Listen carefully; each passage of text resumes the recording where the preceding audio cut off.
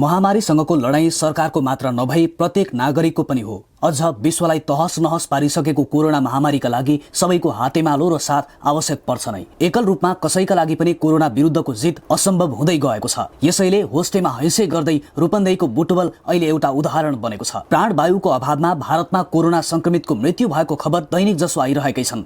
कोरोनाको संक्रमण त उच्च गतिमा छ नै, त्यही गतिमा गम्भीर संक्रमितको संख्या पनि नेपालमा बढ्दैछ। अस्पताल पुग्नुपर्ने र अक्सिजनको आवश्यकता पर्ने संक्रमितको अवस्था बढ्दा भारतमा जस्तो नेपालमा पनि अक्सिजनको हाहाकार हुन सक्ने चर्चा खुबै चल्यो। तर सरकारले अक्सिजनको अभाव नहुने भन्दै अक्सिजन सिलिन्डरको भने अभाव हुन सक्ने बताएको छ। सरकारले अक्सिजन अभावलाई पूर्ति गर्न पनि स्वास्थ्य तथा जनसङ्ख्या मन्त्रालयले चीनबाट 20,000 खाली सिलिन्डर ल्याउने भएको छ।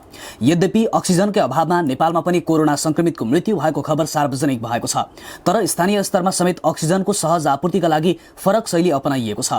अक्सिजन अभाव हुन सक्ने र सो अभावले कोरोना संक्रमितसँगै गम्भीर अवस्थामा रहेका बिरामीहरूको मृत्यु नहोस् भनेर बुटवल उपमहानगरपालिकाले अक्सिजन बैंक स्थापना गरेको छ। उपमहानगरपालिका भित्र आइसोलेसनमा रहेका संक्रमितलाई लक्षित गरेर अक्सिजन बैंक स्थापना गरिएको हो। बैंकबाट उपमहानगरले बनाएको आइसोलेसन सेन्टर, होटल आइसोलेसन तथा होम आइसोलेसनमा बसेका संक्रमितलाई श्वास प्रश्वासमा समस्या भएमा अक्सिजन लगेर दिइनेछ।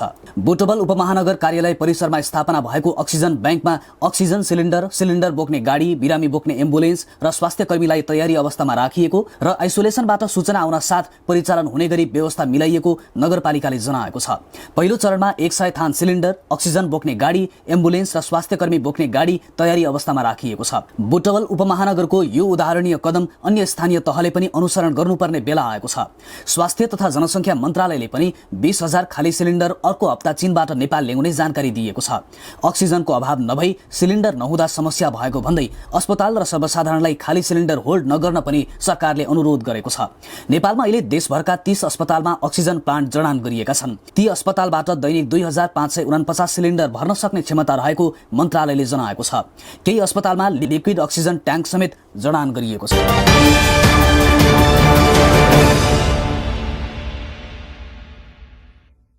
सरकारलाई यो सरकार गठन भएको बेलादेखि नै सुरुदेखि नै चाहिँ समर्थन गर्दै आइरहेका थियौँ।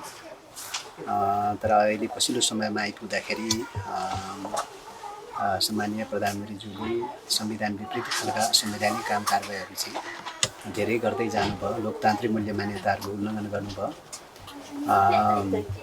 संसद भङ्ग गर्नुभयो। पौष 5 गते सर्वोच्च अदालतले त्यसलाई चाहिँ अवैधानिक भनेर चाहिँ असंवैधानिक भनेर ठहर गर्दाखेरि पनि चाहिँ उहाँले रिजाइन गर्नुभएको छैन। हामीले अविलम्ब रिजाइन गर्नुहोस् भनेर आग्रह गऱ्यौँ, तर गर्नु भएन। पछिल्लो समयमा 23 गते चाहिँ फाल्गुन 23 गते सर्वोच्च अदालतले दल विभाजन गरिदियो। दल विभाजन गरिदिइसकेपछि 30 दिनभित्रमा विश्वासको मत लिनुपर्ने, त्यो पनि लिनु भएन।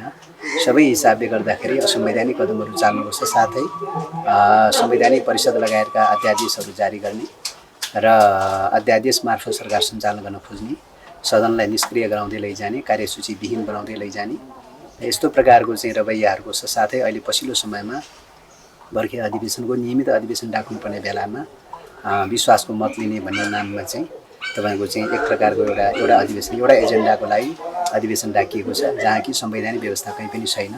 संवैधानिक व्यवस्था अनुसार सरकारले नियमित अधिवेशन डाक्ने व्यवस्था छ, विशेष अधिवेशन डाक्ने व्यवस्था छैन। विशेष अधिवेशन डाक्ने व्यवस्था भन्नु भनेको तपाईको 25% सांसदहरूले मात्रै डाक्ने व्यवस्था हो, सरकारले चाहिँ डाक्ने व्यवस्था होइन। सरकारले त जतिखेर चाहिँ पनि रेगुलर अधिवेशन डाक्न पाउँछ, रेगुलर एजेन्डाहरू राख्न पाउँछ। र त्यस कारणले गर्दाखेरि चाहिँ त्यो ढङ्गले संविधान प्रतिकूल ढङ्गले चाहिँ कदमहरू जो चाल्दै गइरहनु भएको छ, यी सबै कारणले गर्दाखेरि उहाँकै सरकार निरन्तरतामा रहिरहँदाखेरिको अवस्थामा यो राष्ट्रियता र लोकतन्त्र र यो जनजीविका लगायतका सबै मुद्दाहरूमा, सबै इस्युहरूमा गम्भीर खतरा पर्दै गएर प्रकारान्तर रूपले राष्ट्रिय स्वाधीनताकै मुद्दा गम्भीर खतरामा पर्दै गइरहेको हुनाले चाहिँ हामीले यो समर्थन फिर्ता गर्नुपर्छ भनेर चाहिँ आजको मितिदेखि लागू गर्ने गरिकन समर्थन फिर्ता गरेका हौँ। धन्यवाद।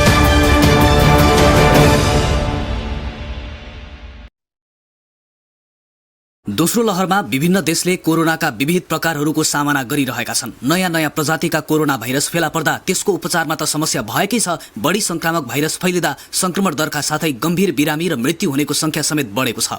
नेपालमा पनि कोरोना भाइरसका उत्परिवर्तित प्रकारहरू देखा परेका छन्। खास गरी नेपालमा युरोप सहित विश्वका 50 भन्दा बढी देशमा फैलिएको युके भेरिएन्ट र भारतमा पहिलो पटक पहिचान भएको डबल म्युटेन्ट भेरिएन्ट पहिचान भएका छन्। गत फागुन महिनामा संकलन गरिएका नमुना मध्ये 15 वटा नमुना जिन सिक्वेन्सिङ का लागि हङकङ स्थित विश्व स्वास्थ्य संगठनको प्रयोगशाला पठाइएकामा 9 जनामा युके भेरिएन्ट र 1 जनामा भारतमा देखिएको डबल म्युटेन्ट भेटिएको थियो। तर अझ बढी भेरिएन्ट भेटिन सक्ने विज्ञहरू बताउँछन्, किनभने छिमेकी राष्ट्र भारतमा विश्वमा धेरै फैलिएका युके, अफ्रिकी र ब्राजिलियन 3वटै भेरिएन्ट तथा भारतमा विकसित नयाँ भेरिएन्ट फेला परेका छन्। नेपालमा 2 वटा भेरिएन्ट मात्र पहिचान भए पनि थप नमुना अध्ययन गर्ने हो भने नयाँ नयाँ भेरिएन्ट भेटिन सक्छन्। नेपालले भाइरसको भेरिएन्ट पहिचानका लागि कोरोना भाइरस पोजिटिभ देखिएका तर आनुवंशिक गुण फरक देखिएका नमुना मध्ये केहीलाई हङकङ पठाएर पहिचान गर्दै आएको छ। एपिडेमियोलोजी तथा रोग नियन्त्रण महाशाखाका कृष्ण प्रसाद पौडेलले युके भेरिएन्टले संक्रमण गर्दा गन्ध र स्वाद हराउने समस्या कम तर अस्पतालमा भर्ना हुने जोखिम बढी हुने र बालबालिकाका लागि पनि सुरुको भाइरस भन्दा थप घातक हुने बताएका थिए। कोरोना भाइरसको भारतीय भेरिएन्ट बारे धेरै अध्ययन हुन बाँकी नै रहे पनि युके भेरिएन्टको संक्रमण दर बढी भएको पाइएको प्रारम्भिक अध्ययनहरूले देखाएका छन्। उत्परिवर्तित नयाँ कोरोना भाइरसका प्रकारहरूको व्यवहार परिवर्तन त हुन्छन् नै, कोरोना विरुद्धको खोपबाट बन्ने प्रतिरोध क्षमतालाई पनि छल्न सक्ने जोखिम भएको जनस्वास्थ्यविदहरू बताउँछन्। विज्ञहरूका अनुसार उत्परिवर्तनका क्रममा भाइरस कम वा बढी संक्रामक र घातक बन्ने गर्छ। स्वास्थ्य अधिकारीहरूका अनुसार दोस्रो लहरको कोरोना संक्रमणमा बालबालिका र किशोर किशोरीहरू अघिल्लो पटक भन्दा बढी प्रभावित भेटिएका छन् भने 50 वर्षभन्दा कम उमेरका व्यक्तिहरू आइसियुमा भर्ना हुने दर पनि अघिल्लो लहर भन्दा उच्च छ। भाइरसले आफ्नो स्वरूपमा परिवर्तन गरिरहँदा यसको रोकथाम र निदानका लागि भएका प्रयासहरू कहिलेकाहीँ असफल हुन सक्छन्। नयाँ प्रजातिका भाइरस फेला परेकै कारण खोप लगाएकाहरूमा पनि पुनः संक्रमण देखिएको र खोपले पनि काम नगरेको स्वास्थ्यविदहरूको बुझाइ छ। अघिल्लो प्रजातिले संक्रमण भएर शरीरमा विकास भएको प्रतिरोध क्षमता नयाँ प्रजातिलाई काम नलाग्ने हुन सक्छ वा अघिल्लो प्रजातिका लागि लगाइएको खोपले नयाँ प्रजातिलाई जित्न सक्दैन र संक्रमितको मृत्यु समेत हुन सक्छ। यस्तै प्लाज्मा थेरापी विधिबाट समेत उपचार त्यही कारणले असफल हुन सक्ने सम्भावना रहन्छ। नेपालमा युके भेरिएन्टका लक्षणसँग मिल्दोजुल्दो बढी संक्रमित देखिएका छन्।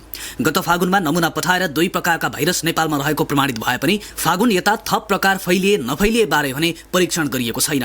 नेपालमा कोरोना भाइरसका प्रकार छुट्याउन मिल्ने उपकरण ल्याइसकिएको भए पनि त्यो सञ्चालन गर्न सकिएको छैन।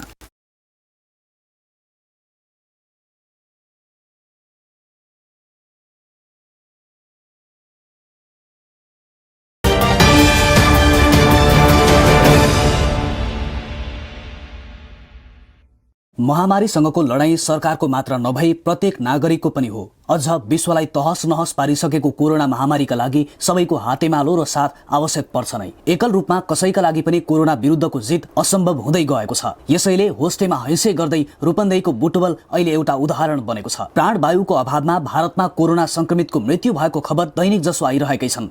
कोरोनाको संक्रमण त उच्च गतिमा छ नै, त्यही गतिमा गम्भीर संक्रमितको संख्या पनि नेपालमा बढ्दैछ। अस्पताल पुग्नुपर्ने र अक्सिजनको आवश्यकता पर्ने संक्रमितको अवस्था बढ्दा भारतमा जस्तो नेपालमा पनि अक्सिजनको हाहाकार हुन सक्ने चर्चा खुबै चल्यो। तर सरकारले अक्सिजनको अभाव नहुने भन्दै अक्सिजन सिलिन्डरको भने अभाव हुन सक्ने बताएको छ।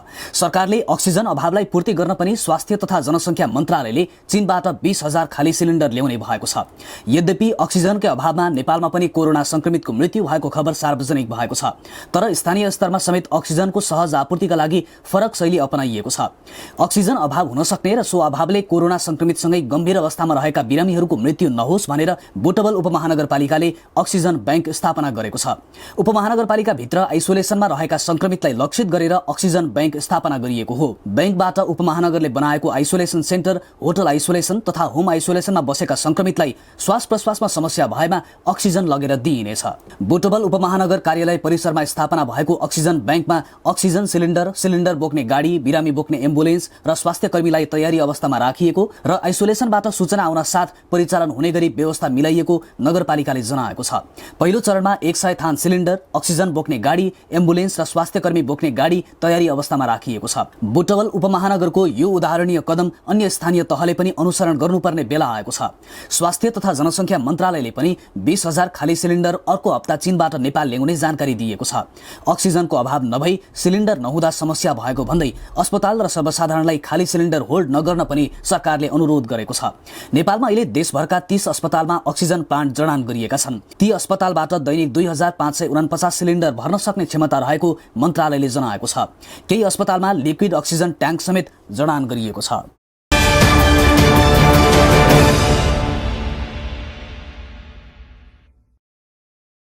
दाह संस्कार गर्न ठाउँ अभाव, यो नेपालको आजको करुण अवस्था हो। अकल्पनीय रूपले निरन्तर बढ्दैछ कोरोनाबाट संक्रमित र मृत्यु हुनेको संख्या।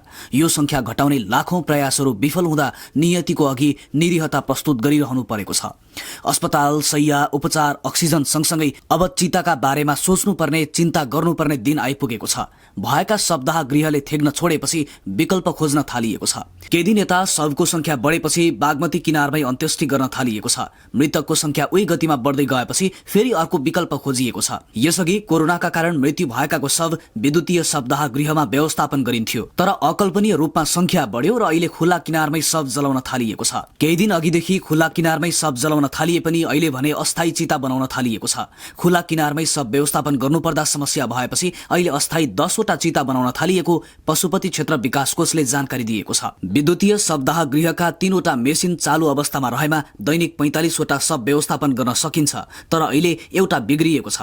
नेपाली सेनाका अनुसार पछिल्ला दिनमा दैनिक 20 देखि 30 जनासम्मको शव व्यवस्थापन गर्नु परेको छ। सेनाका प्रवक्ता सहायक रथी सन्तोष बल्लभ पौडेलले पछिल्ला दिनहरूमा संक्रमणबाट मृत्यु भएर व्यवस्थापन गर्नुपर्ने शवको संख्या धेरै भएको र विद्युतीय शवगृहले मात्र थेग्न नसकेपछि सम्पूर्ण स्वास्थ्य मापदण्ड पालना गरेर बागमती किनारामा शवको व्यवस्थापन गरिएको बताए। विद्युतीय शवगृहमा एउटै शव व्यवस्थापन गर्न 1 घण्टा भन्दा धेरै समय लाग्ने गर्छ। यही तरिकाले संक्रमितको मृत्यु संख्या बढ्दै गए सामूहिक तरिकाले शव व्यवस्थापन गर्नुपर्ने समेत उनले बताए। नेपालमा कोरोना संक्रमितसँगै मृत्युको संख्या दैनिक नयाँ रेकर्ड बनाउँदैछ। पछिल्लो 24 घण्टामा नेपालमा 58 जनाको कोरोनाकै कारण मृत्यु भयो। यो हालसम्मकै सर्वाधिक संख्या हो। यसअघि मंगलबार मात्रै 55 जनाको मृत्यु भएको थियो। मृतक मध्ये धेरै काठमाडौँ उपत्यकाका रहेका छन्। हुन त पछिल्ला केही दिन यता संक्रमितको संख्या दैनिक उच्च देखिँदै आएको छ। प्रत्येक दिन संक्रमित बढिरहेका छन् भने मृतक पनि त्यही अनुपातमा बढिरहेका छन्। शनिबार यता दैनिक संक्रमण उच्च छ। शनिबार 5763 संक्रमित हुँदा 19 जनाको मृत्यु भयो। आइतबार 7211 संक्रमित हुँदा 27 जनाको मृत्यु, सोमबार 7448 संक्रमित हुँदा 37 जनाको मृत्यु भएको थियो। यता मंगलबार 7660 संक्रमित हुँदा 55 जनाको मृत्यु भयो भने बुधबार 8659 संक्रमित हुँदा 58 जनाको मृत्यु भयो। दैनिक संक्रमण उच्च बन्दै जाँदा काठमाडौँ उपत्यकाका 3 जिल्लामा देशभरका करिब आधा संक्रमण पुष्टि भइरहेका छन्। सोही अनुपातमा मृत्यु समेत हुँदा दाह संस्कारका लागि पुर्याइने शवको संख्या बढ्न पुगेको हो। देशभरको संक्रमित संख्याको करिब आधा संक्रमित भेटिँदा महामारीको भयावहको गढ बन्दै गएको छ काठमाडौँ उपत्यका। बुधबार मात्रै काठमाडौँ उपत्यकामा मात्र 3825 जना संक्रमित थपिएका छन्। काठमाडौँमा 2849 जनामा संक्रमण पुष्टि भएको छ भने ललितपुरमा 518 जनामा संक्रमण पुष्टि हुँदा भक्तपुरमा 458 जनामा संक्रमण पुष्टि भएको छ। त्यसैले पनि महामारीलाई नियन्त्रण गर्न काठमाडौँमा प्रतिबन्धात्मक व्यवस्थामा थप कडाई गरिएको छ। तर प्रतिबन्धात्मक व्यवस्था र त्यसको कार्यान्वयनले मात्रै पनि संक्रमितको संख्या ओह्रालो लाग्न सकिरहेको छैन। बुधबार मात्रै उपत्यकामा 15 जनाको मृत्यु भएको छ। कोरोनाका सक्रिय संक्रमितको संख्या 30155 पुगेको छ। काठमाडौँमा 22808, भक्तपुरमा 2747 र ललितपुरमा 4600 रहेको स्वास्थ्य तथा जनसंख्या मन्त्रालयले बताएको छ। हालसम्म काठमाडौँमा 1,33,304, भक्तपुरमा 12,629 र ललितपुरमा 22,086 संक्रमित संख्या छन्। त्यसैगरी उपत्यकामा संक्रमितको मृत्यु 1194 पुगिसकेको मन्त्रालयले जानकारी दिएको छ। संक्रमण दर नघट्दा शवदाह गृहमा शव व्यवस्थापन गर्न स्थान अभाव भएर खुला किनारमै अस्थायी चिता बनाउन थालिएको हो। यो केही दिन अघि भारतमा देखिएको नियति हो, तर आज यो दुर्भाग्य नियति यही घटिरहेको छ। 10 वटा चिता बनाएपछि विद्युतीय शवदाह गृहमा समेत गरी दिनमा 90 वटासम्म शव व्यवस्थापन गर्न सकिन्छ। छिमेकी देश भारतमा संक्रमितहरूको संख्या दैनिक 4 लाख पुग्दै गर्दा त्यहाँका भाइरल तस्बिरहरूले त्रसित बनाएको छ। मृत्यु दर उच्च बन्दै गर्दा शवदाह गर्न समस्या भएको र 24 घण्टा शव जलाउनु पर्ने बाध्यताका खबरले पिरोलेको नेपालीलाई नेपालमा संक्रमित र मृतकको संख्याको यो वृद्धिले कस्तो अवस्थामा पुर्याउँछ भन्ने चिन्ता थपिएको छ।